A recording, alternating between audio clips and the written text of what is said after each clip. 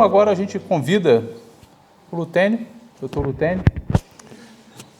Lutênio, eu juro por Deus, é Consolação e Vida, Associação Espírita. Eu decorei, eu tive que decorar, porque para mim é Lutênio lá de Águeda. Entendeu? Nosso companheiro das outras versões, das outras edições, que vai trazer aqui esse fechamento no contexto espírita da coisa. Então, completar essa abordagem de Ivone, trazendo a visão nossa do espiritismo sobre essa questão da prevenção ao suicídio. Antes de mais, agradeço o convite, a oportunidade de estar participando nesse momento aqui com todos vocês e pelo enriquecimento de poder coletar aqui informações das mais variadas nesse sentido. Muito bem, desde o André até o nosso Pedro Camilo, nós fomos pegando aqui inúmeras situações alusivas à prevenção do suicídio. Tudo isso chega às portas da casa espírita, chega às portas do centro espírita. E, como aqui também tem companheiros de diversas instituições espíritas e até possivelmente pessoas que estarão pela primeira vez em contato com a doutrina nesse momento, nessa oportunidade, uma das coisas que nós observamos na vivência da casa espírita é que toda casa tem a sua psicosfera, tem o seu clima, tem o seu ambiente. E ao longo desses últimos anos, há uma coisa que a gente constata e que possivelmente outros aqui presentes poderão confirmar isso. Ao longo do ano, há uma época em que aquilo costuma mexer mais com o público que frequenta a casa espírita. Lutênio, que época é esta? Cerca de 2 semanas antes da quadra de finados, envolve os finados, passa os finados, e aí nem dá tempo da gente se levantar, porque a gente escorrega em direção ao Natal, Ano Novo, Vida Nova, e pode contar, gente. Essa fase, esse período, repercute-se no seio da casa espírita. Como que nós notamos isso? Em geral, na programação, nós sempre colocamos uma das temáticas dos princípios básicos da doutrina espírita que encontramos lá, imortalidade da alma. Então não tem como a gente falar da vida, não é falar da morte. Não tem como a gente falar da vida, não tem como a gente voltar a refletir sobre a importância da vida, sobre o valor do corpo físico, sobre a oportunidade de estarmos na Terra, e isso vem ao de cima, convocando, tocando aquele público que chega, uns simpatizantes, outros que ouviram falar no espiritismo, outros que são espíritas, se afastaram, estão retornando, outros que são frequentadores regulares, outros que é a primeira vez que eles chegam. É algo que nós constatamos como real. A psicosfera ali se manifesta. Dentro dessa temática de prevenção do suicídio, dentro dessa temática de falarmos sobre a imortalidade da alma, sobre o valor da vida, aproveitando que ao longo do ano nós vamos encontrando, por exemplo, assuntos na comunicação social alusivos à questão do aborto, alusivos à questão da eutanásia, alusivos à questão de mortes coletivas.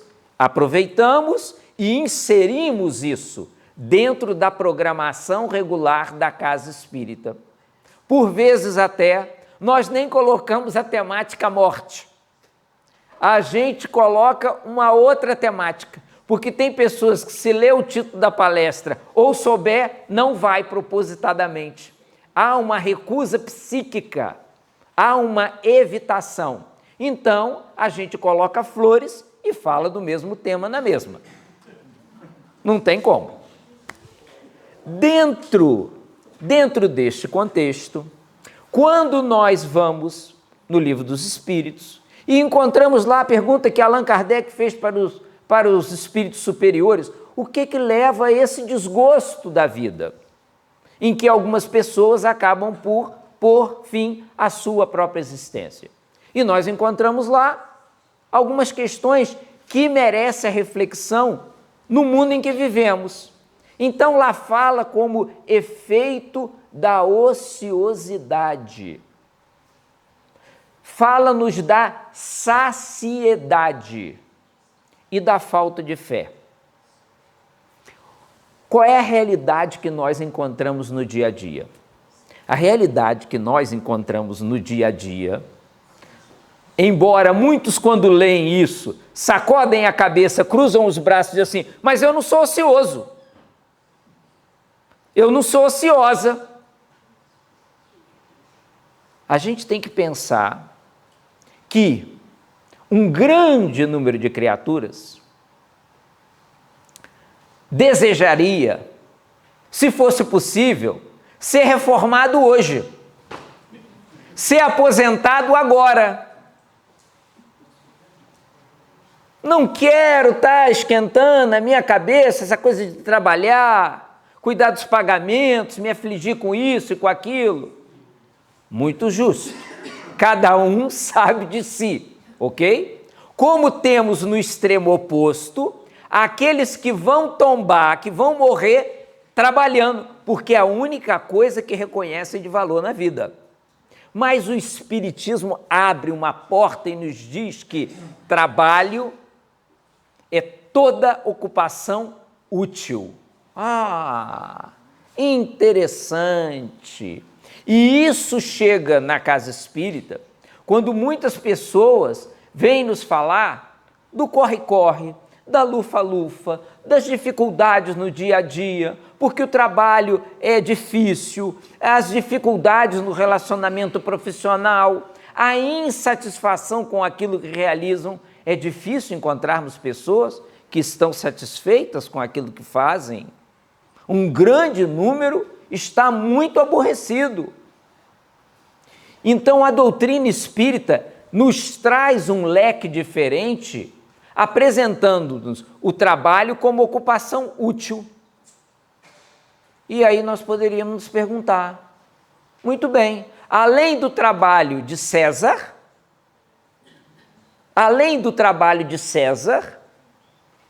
que também podemos e devemos fazer coisas úteis, o que nós estamos fazendo além?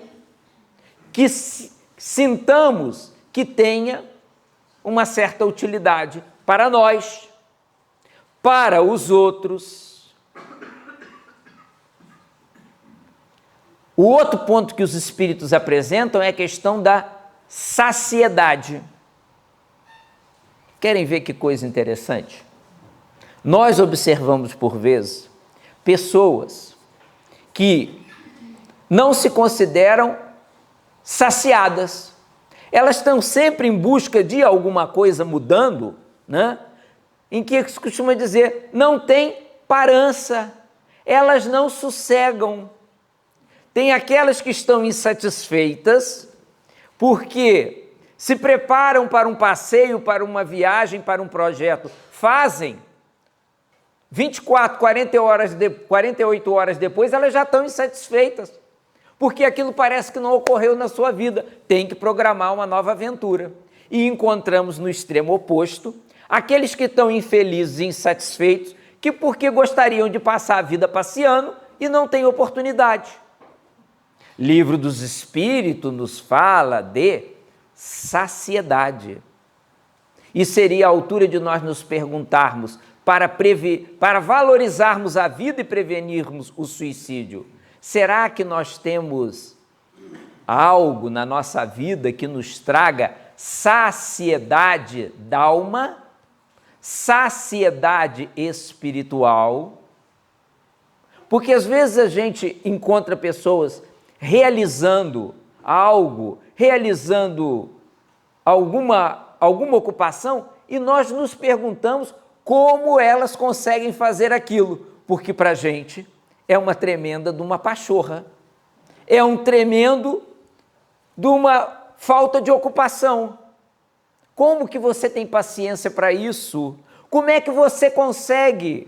Porque essas criaturas já conseguem sentir a sutilidade, já conseguem sentir saciedade em realizações dessa natureza. Chico Xavier dizia que para ele o dia de ir ao centro espírita era um dia de festa.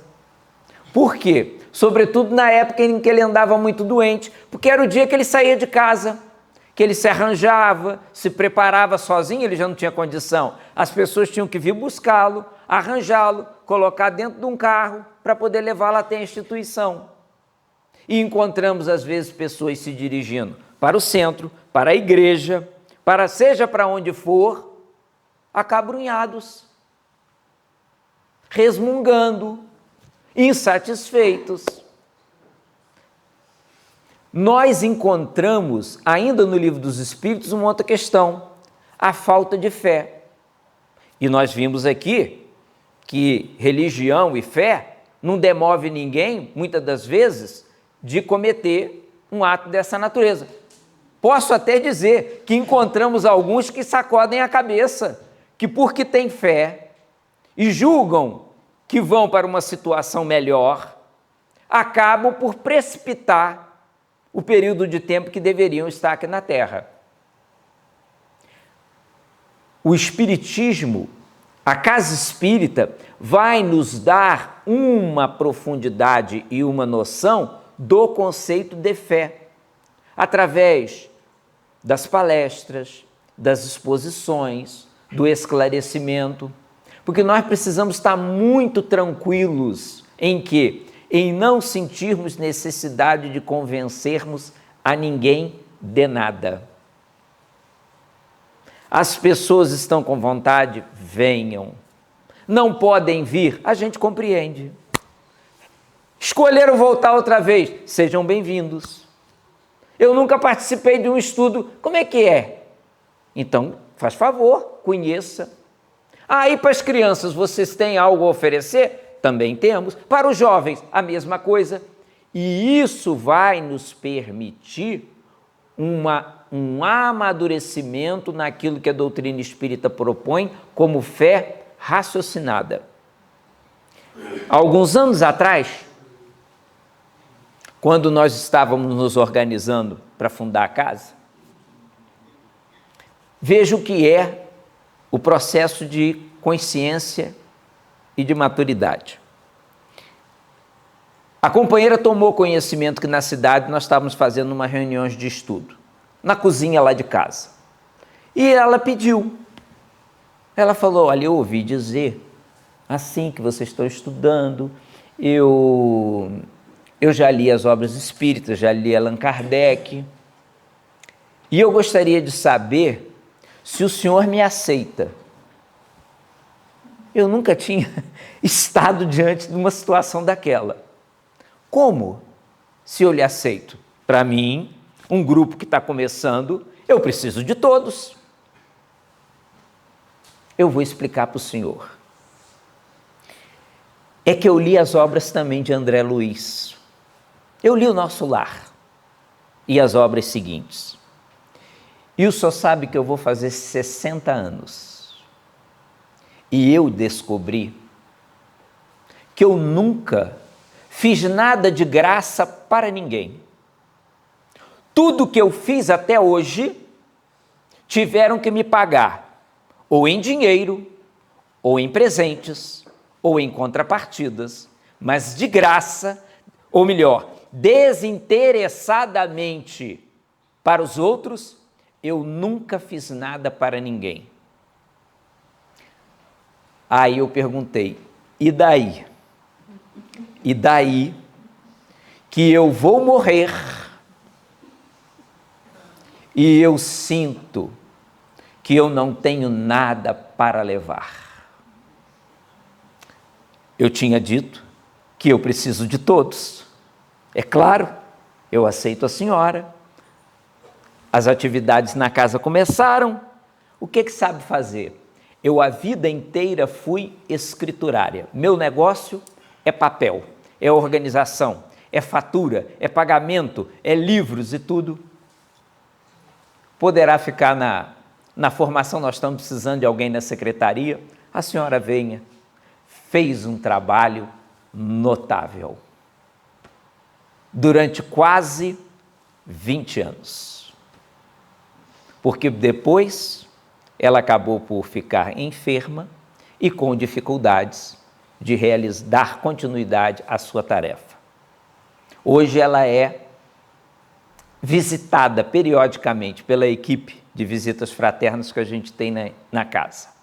Lemos uma página, fazemos uma prece, aplicamos o passe, continuamos naquele projeto. Mas para demonstrar que o que talvez acontecesse com essa companheira, depois de um casamento de insucesso, sem filhos, dissabores na família e a constatação de que a sua vida não tinha mais sentido.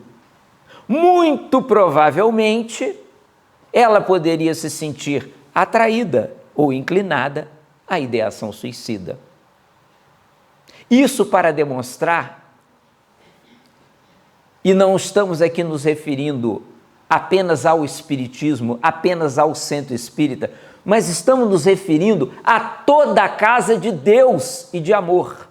A igreja católica, a igreja evangélica, a casa espírita, o centro espiritualista, que se dedique ao bem, ao amor, que preste os seus serviços sem julgar, seja quem for, acolhendo as pessoas. Nós estamos vivendo dias em que nós precisamos acolher. Nós não precisamos de julgamento, nem de julgar os outros, nem de sermos julgados por quem quer que seja. E nós, nesse capítulo, a casa espírita, quando abre a sua visão, quando abre o seu coração para atender esse público que chega, a casa espírita ainda oferece uma outra valência. Qual é? A daquele público desencarnado, muitas das vezes comprometido com o suicídio, agora no além, ou aquele outro público desencarnado que influenciam aqueles que se encontram na Terra, induzindo-os pensamentos negativos, acalentando e buscando sustentar a ideia suicida. E nesse capítulo, aonde que nós vamos estar com esse público? Através das reuniões mediúnicas, através do intercâmbio mediúnico, em que muitas das vezes eles estarão repetindo as suas fixações e as suas ideias daquelas pessoas que ali vão buscar ajuda, do tipo de pensamento. Muitos nos perguntam, olha só, se a morte não é o fim, por que os espíritos induzem outros em processos obsessivos a buscarem a morte? Se muitos deles sabem que não acabaram, que não desapareceram, por quê? Para poder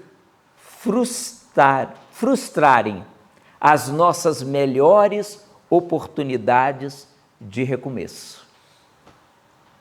Então, se a gente acolhe e ampara esses que chegam e ajuda-os no capítulo da prevenção, atendendo esse processo educativo da infância, da adolescência, da vida adulta, nós precisamos atender também aqueles que estão no plano espiritual e que nós vamos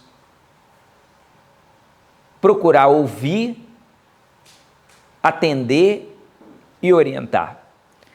Para encerrar, eu estou dentro do meu tempo, acho que ainda, eu vou contar para vocês um caso recente, com essa temática de Setembro Amarelo, programa da Casa Espírita, em setembro, está lá incluído a valorização da vida, por assim dizer. E numa das reuniões, há uma companheira que tem a mediunidade de psicografia, e ela recebeu uma mensagem de Maria Gertrudes. Qual é a história de Maria Gertrudes? Maria Gertrudes, como portuguesa, teve um filho que na época da Guerra do Ultramar, ele acabou por desencarnar no campo de batalha. Ela não queria que ele fosse, argumentou, e ele entendia que deveria atender à convocação da pátria e acabou por desencarnar. Ela conta que desde que a carta chegou dando informação de que ele havia desencarnado, ela nunca mais sentiu força e coragem para viver e passou a alimentar um sonho. Vejamos aqui a visão psiquiátrica, o processo educativo daquilo que acalentamos. Qual foi o sonho? Quando morrer, eu vou reencontrar meu filho. Ah, morte! De uma forma silenciosa, de uma forma acalentada. E ela escreveu que depois, certo dia, ela acabou por dar uma queda. Ela caiu. E com a queda, ela desencarnou. Um traumatismo craniano, uma fratura do fêmur, uma complicação pós-operatória, ela voltou para o mundo espiritual. E conta ela que, para grande surpresa dela, ela não tinha reencontrado com seu filho. Pediu notícias dele.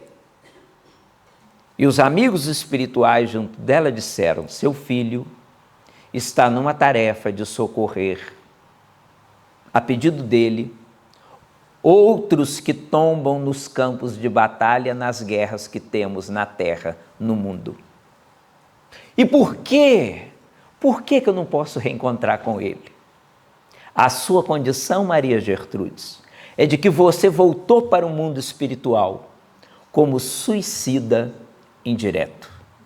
Você propriamente não colocou fim na sua vida, mas a aspiração, a vontade, a falta de interesse na vida terrena, a falta de ter um projeto, a fé submetida a uma realização nobre, fez com que ela precipitasse o seu retorno para o mundo espiritual. Então, a valorização da vida, a prevenção que a proposta espírita pode nos oferecer é grandiosa. E para encerrar, nós vamos voltar a evocar Jesus, que há pouco nos foi citado. Mas evocar Jesus diante de uma outra criatura que nem sempre nós lembramos com respeito e com carinho, que foi Judas. Ele estava junto, estava ao pé de Jesus. Ele conviveu, comeu, bebeu. Ele viu o paralítico andar. Pão e peixe serem multiplicados. Ele esteve junto a Jesus e com todo esse respaldo, no momento extremo, ele não resistiu. Pelo golpe da culpa, pelo golpe do remorso, pelo golpe da dor, demonstrando que todos nós, eu, você, todos nós somos muito vulneráveis. E o que a gente pode esperar, estando nós na terra, estando nós aqui no além, o que a gente pode esperar, com toda certeza, é a misericórdia divina, a nos colocar as mãos, a nos abraçar, a nos amparar, a nos impulsionar para a frente, para o alto, com Jesus, com a firmeza e a inspiração nobre para vivermos a vida até o último segundo que nós tivermos de aqui estarmos, para que depois a gente possa voltar para casa, abraçando os amores queridos que lá se encontram, com toda certeza, nos aguardando por este momento de vitória e de paz. Muito obrigado pela atenção de vocês.